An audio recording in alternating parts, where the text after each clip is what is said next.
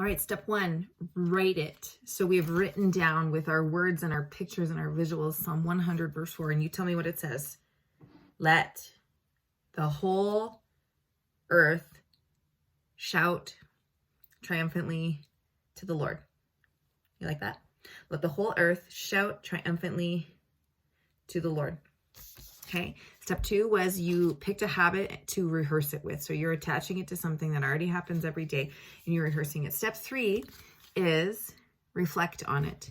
So when you think of reflecting, what you're doing, if you think of looking in a mirror and seeing your reflection, the reflection is just like what you see and then kind of like what comes back to you. If you think of your reflection in a pond, same thing. It's like there's just something about it that can kind of like come back.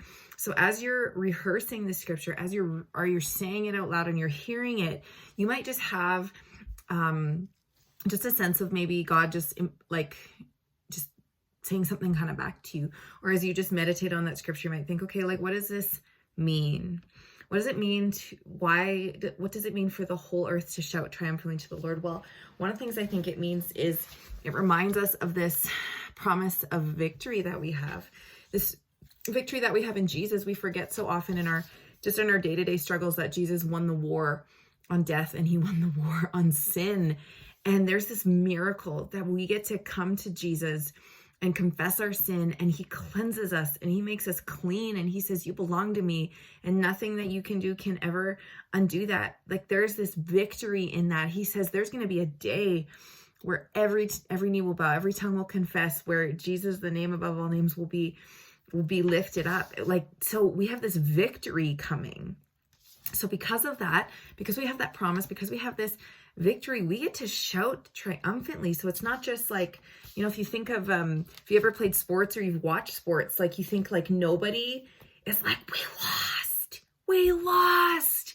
But people are like, we won. My sister plays basketball at a college, and they won a recent game by 1 point, and it helped them to more accurately clinch this playoff spot.